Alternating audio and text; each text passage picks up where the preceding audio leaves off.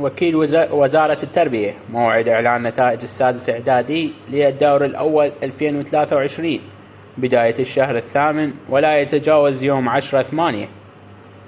وزارة التربية تنفي الأخبار المتناقلة بشأن إلغاء مدارس المتفوقين. تعطيل الدوام الرسمي يوم غد الخميس بسبب ارتفاع درجات الحرارة في محافظة البصرة. وزارة التربية تنفي أي تحديد لموعد إعلان نتائج السادس إعدادي لغاية الآن.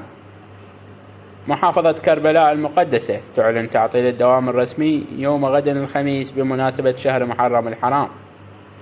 توقعات بإعلان محافظة ذي قار تعطيل الدوام الرسمي ليوم غد كذلك. لا تنسوا الاشتراك ومشاركة الفيديو مع أصدقائكم تشجيعا لنا لكي نستمر إن شاء الله، وشكرا جزيلا لكم.